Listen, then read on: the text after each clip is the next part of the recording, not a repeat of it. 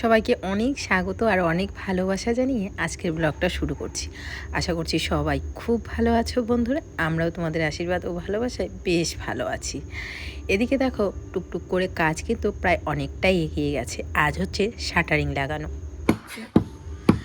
যদিও বা রাজমিস্ত্রির কাজের কোন কাজটা কোনটার পরে করে সেরকম অভিজ্ঞতা আমার নেই, কারণ তোমরা তো সবাই জানো যে আমি এই প্রথম এই জিনিসগুলো দেখছি। তো যতটুকু শুনে শুনে আর কি তোমাদের সাথে শেয়ার করা ততটুকুই বলছি। আমার এক কাকু প্রতিনিয়ত আমার ভিডিও দেখে আর আমাকে কমেন্ট করে, বলে সব সময় যাতে আমি এই কাজগুলোর ভিডিওগুলো একটু শেয়ার করি, তাহলে ওই কাকুর সুবিধা হবে। তো যেহেতু টুকটুক করে রোদ অনেকটাই পড়েছে, সকালবেলা যখন ওরা এসেছিল তখন ওদেরকে চা বিস্কুট এগুলো দেওয়া হয়েছিল এই 11টার দিকে। তো তোমাদের দাদাভাই একটা স্প্রাইটের বোতল নিয়ে এসছে। তো যেহেতু রৌদ্র পড়েছে তো আমি বললাম যে একটু ঠান্ডা দিও ওদের। আজকে বেশি মিস্ত্রি নেই, আজকে মাত্র 2জন এসেছে, কারণ যেহেতু শাটারিং লাগানো। আর কালকে মিস্ত্রি আর কি, হেড মিস্ত্রি যে তিনি আসবে, আর তার সাথে আরও যারা হেল্প করে, হেল্পার যারা, তারা আসবে। তো তোমাদের দাদাভাই এদিকে একটুখানি ঠান্ডা দিচ্ছে ওদেরকে, আর আমি এদিকে দুই ছেলেকে কিন্তু ঘুম পাড়াচ্ছি, কারণ এখন বাজতে চলছে মোটামুটি ঘড়িতে 12:30টার মতো। যেহেতু আজ আখের রস নিয়ে কাকুটা বাড়ির সামনে দিয়ে যায়নি, হয়তো বা আজকে অন্য রাস্তায় গিয়েছে, তো সেই জন্য যেহেতু ঘরে ঠান্ডা আছে সেটাই ওদের দিলাম। তারপরে এই 1টার দিকে ওরা খাওয়া দাওয়া করতে যাবে বাড়িতে। এদিকে কিন্তু যারাই আমাদের বাড়িতে আসুক না কেন, আমার ছেলেদের ভালোবাসেই। তো এই মিস্ত্রিরাও কিন্তু আমার ছেলেদের বেশ ভালোবাসে, কিন্তু মাঝে মাঝে আমি বলেছি একটুখানি ভয় দেখাতে, না হলে না এই ওদের কাজের মাঝখানে এসে বড় ছেলের কথা বলছি, প্রচণ্ড ডিস্টার্ব করে। তো ভয় লাগে কোন সময় পেরেক টেরেক ঢুকে যায় পায়ে ঠায়ে, তাই না? এদিকে তোমাদের দাদা ভাই ওদের সাথে সাথে একটু কাজ দেখছে।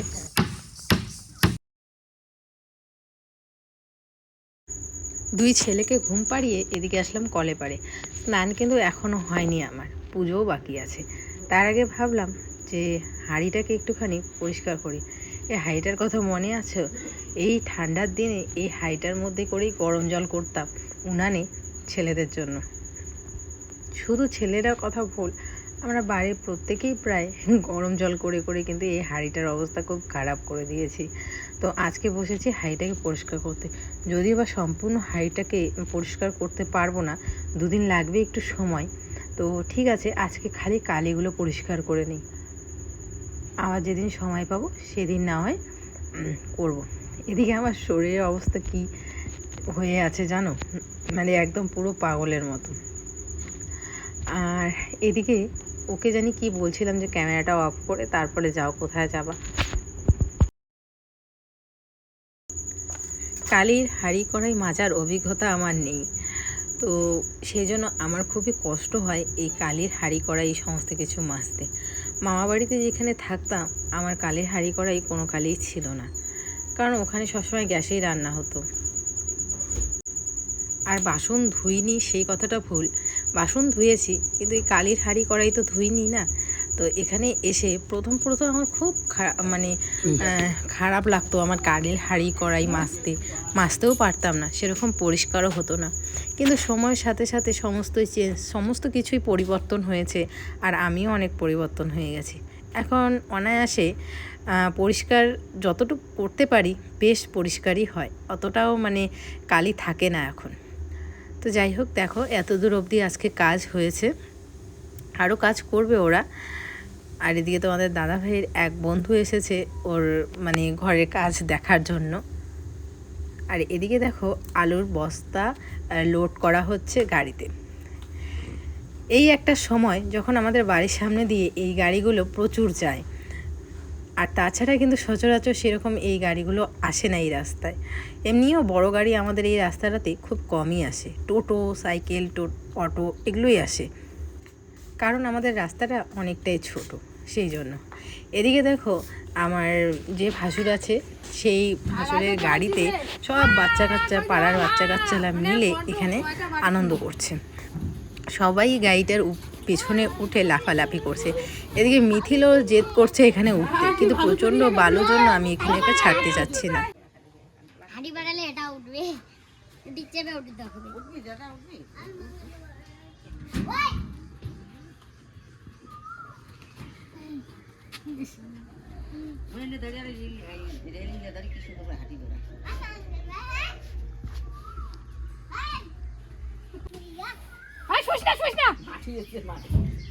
এই গাড়িটাতে ভর দিতে, বুঝছিস? এই গাড়িটা ভর দিতে তো আমাদের গাড়িতে, তোমাদের তো পচা গাড়ি, একটা জং ধরা গাড়ি। নয়ে কি নয়ে নবগ্রহ, 10-এ ইয়ে এখন দিও তো 10-এর দিক, ওই 1 থেকে 10 ইসে পারে, তারপরে এ ফর অ্যাপেল থেকে এ থেকে জেড পর্যন্ত পারে। গুড বয় মিতাজ, গুড বয়, তাই না বাবা? টিপটা কি হয়েছে? কালো টিপটা, ও তো গুন্ডা হয়ে গেছো।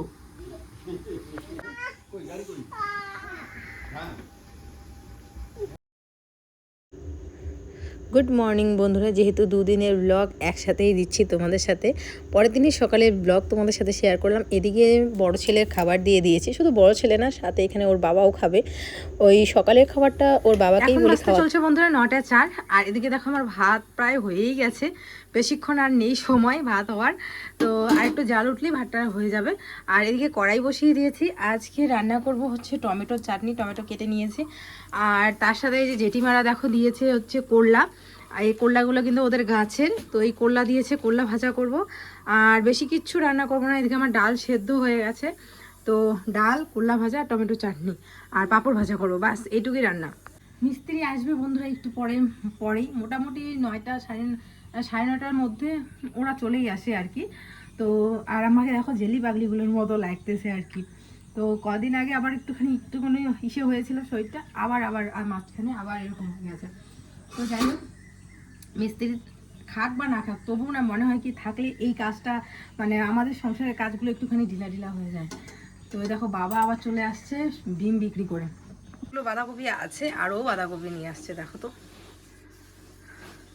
আর ছেলেদের জন্য কিছু না কিছু এনেছে, তোমাদের পরে দেখাচ্ছি। ওই দেখো বড় ঠাকুরদা ছাগল নিয়ে যাচ্ছে, আর মিথিল ওর বড় ঠাকুর কোলে ওইদিকে দোলার ওদিকে যাচ্ছে। মিতাংশ দৌড় দিচ্ছে ওর বড় ঠাকুরের কাছে।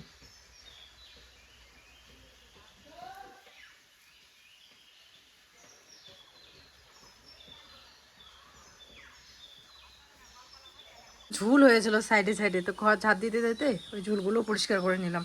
তো 2টা কড়াই বসিয়ে দিয়েছি, এদিকে টমেটো চাটনি আর এদিকে হচ্ছে করলা ভাজা। চলো আমি রান্নাটা আর কি শেয়ার করবো, শর্টকাট রান্না করে তারপর তোমার সামনে আসছি। দুই বাবু এই যে মাত্র ঘুমালো, 2টা ক্লিপ আনছে দেখো, 2টা ক্লিপ আনতে বলেছিলাম, তো দেখো কি সুন্দর 2টা ক্লিপ নিয়ে আসছে। কত নিয়েছে ক্লিপ 2টা?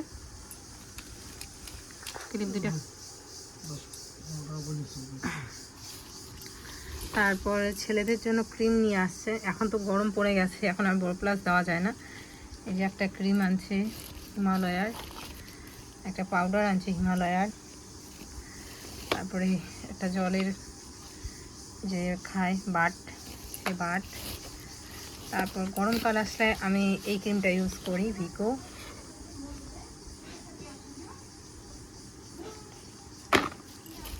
তো তারপরে যে টিপ নিয়ে আসে, টিপের পাতা ছোট ছোট, এই টিপের পাতাগুলো খুব ভালো, অনেক দিন চলে যাবে আমার।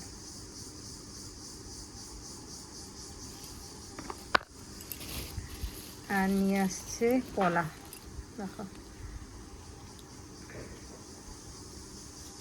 আমার হাতের পলাগুলো কোথায় যে, তো এই জন্য পলা নিয়ে আসছে। কলাগুলো আগে দেখো তো হয় কিনা, হ্যাঁ তো পরে কলা হবে কিনা এটা একটা সন্দেহ। হইয়া ওই পার সব থেকে ছোটো সাইজ আনছো? ছোটো সাইজে তো বলছি, এর থেকে আরও ছোটো ছিল। ডিজাইনওয়ালা কতগুলো ছিল, না ভালো লাগে না, আমি ডিজাইনওয়ালাগুলো নেই কেন, কারণ হচ্ছে যে পছন্দ করি না আমি। মানে ওটা করতে গেলে ঠিক আছে, কিন্তু সুন্দর সুন্দর ছিল, আমি সবসময় বাড়িতে ইউজ করবো না। বালিশ এই দেখো,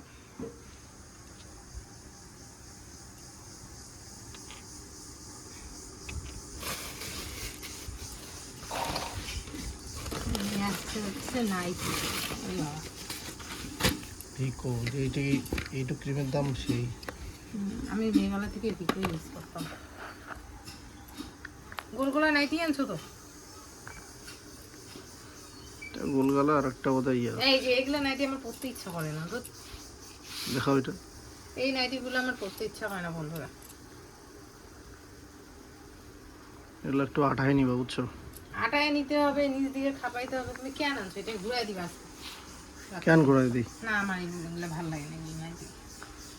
আমার এগুলা নাইটি ভালো লাগে। আর গরমের দিন আসছে না, এই যে এই সাইডগুলো একদম পুরো ঢাকা থাকে, ভাল লাগে না।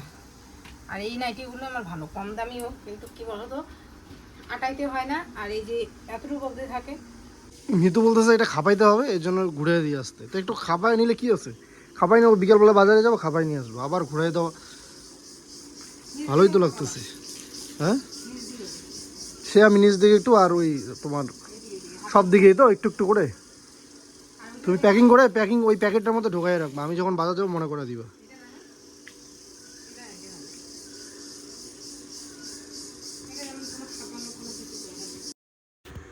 অনেক দিন ধরে আমার হাতটা খালি খালি ছিল, না ছিল নেল পলিশ হাতের মধ্যে, না ছিল একটা পলা। যখন আমার দরকার তখন বাড়ির সামনে দিয়ে একটা ফেরিওয়ালাও যায় না। আজ যেমন তোমাদের দাদাভাই এই নেল পলিশ, পলা, নাইটি এগুলো এনে দিয়েছে, আজ বিকেলেই বিশ্বাস করবে না বাড়ির সামনে দিয়ে একটা হচ্ছে ফেরিওয়ালার দোকান গিয়েছে। আর সেই দোকানে সাজার জিনিসের সাথে সমস্ত কিছুই ছিল, নাইটি, চুড়িদার, কুর্তি। বলে কি যে তুমি মাংস নিয়ে আসো না? জান গে এ জান, মিতাঞ্জ, মিথিল, দেখি রাগ উঠবে। এ মিথিল, ওর রাগ উঠছে। হ্যাঁ দেখো দেখো দেখো দেখো দেখো কি করে দেখো। খেলা মোবাইলটা ফেলে দিলা? এ মোবাইল ফেলে দিয়েছো? এখন দেখো কানবে। হ্যাঁ মোবাইল ফেলে দিয়েছো বেশি বেশি? তুমি কি করলা এটা? কান্না করবে, এখনই করবে, হ্যাঁ এখনই করবে। ওরে বাবা, না আমি নিব না। দেখো চুল আর চোখ মুখের কি অবস্থা। গাছ কদিন হলো, এই কদিনে আমি এত ব্যস্ত ছিলাম যে নিজের চোখ মুখের বা আমার চুলের যে অবস্থা দেখো। আমার চুল বড় হয়েছে, চুলদারি কাটার সময়টুকু পাইনি। যাই হোক, তোমরা একটা কথা খুব বলো, কমেন্ট করছো যে মিতু, আসলে মিতু এই বিষয়গুলো নিয়ে আর কোনো কথাই বলতে চায় না। আর আমিও হচ্ছে যে পরিবারের আভ্যন্তরীণ বিষয়গুলো নিয়ে ডিসকাস করতে চাই না।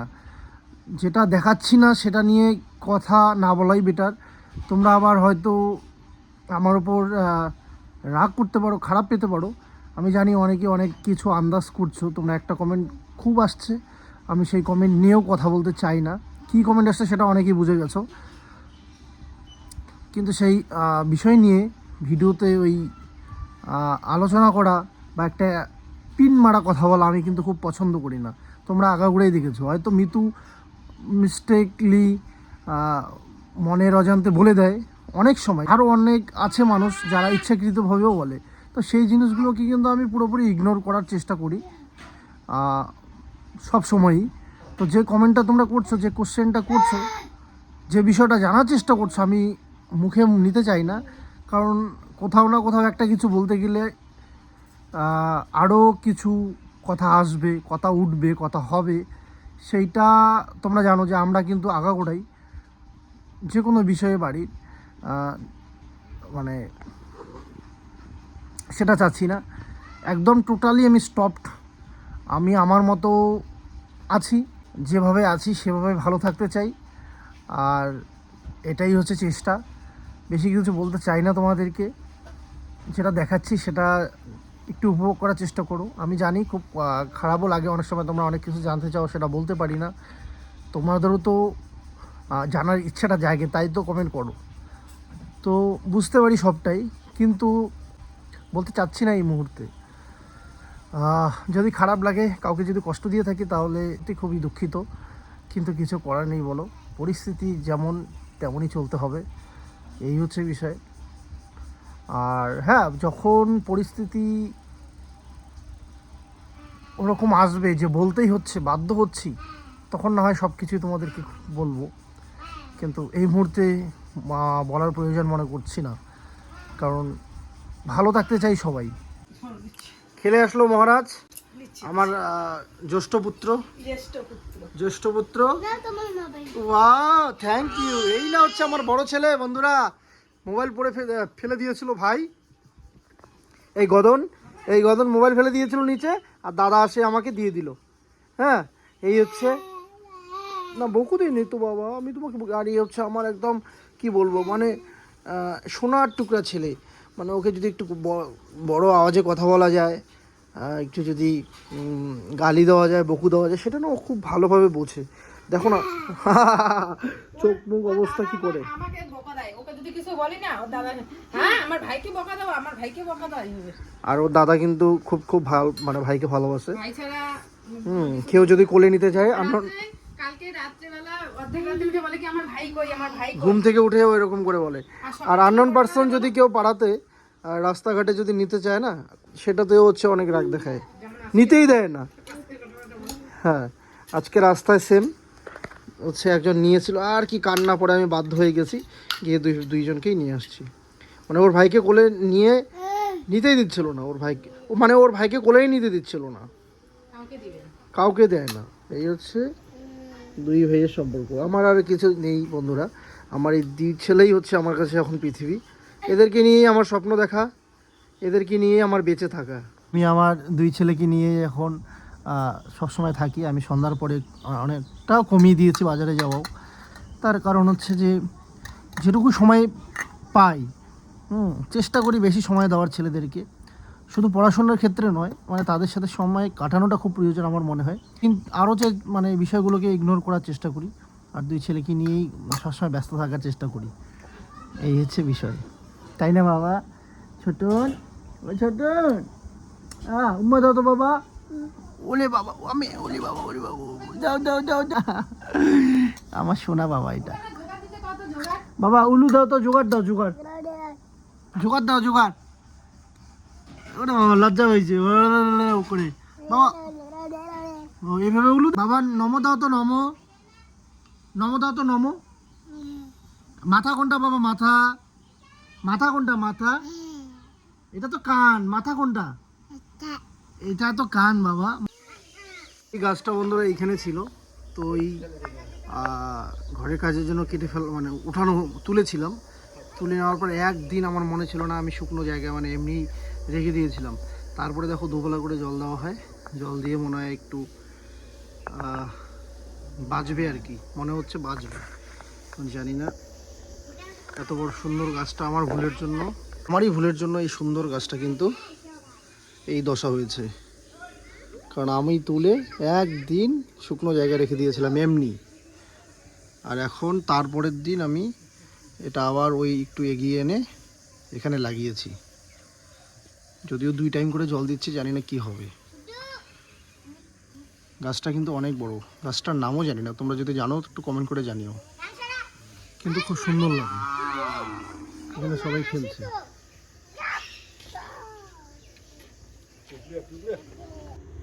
এদিকে ঘরের কাজ অর্ধেক করেই এদিকে আমরা চলে যাচ্ছি কোথাও, তাই মনে হচ্ছে, তাই না?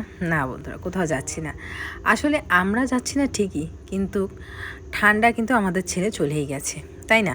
কিন্তু এই ঠান্ডার জামা কাপড় যে কত হয়েছে কি বলবো। আর এই জামা কাপড়গুলোই এখন আজকে ভাবছি যে ট্রলিতে ঢোকাবো। তো দেখতেই পারছো কতগুলো জামা কাপড় আমাদের, মানে আমার থেকে বা ওর বাবার থেকে কিন্তু দুই ছেলের জামা কাপড় প্রচণ্ড প্রচণ্ড প্রচণ্ড বেশি, দেখতেই পারছো। তো জ্যাকেট, সোয়েটার, তারপরে আরও অনেক কিছু, চাদর, মোজা, সমস্ত জামা কাপড় সব এখন এই ট্রলির ভেতরে ঢোকানো হচ্ছে, দেখতেই। তো চলো বন্ধুরা, আজকের জন্য টাটা।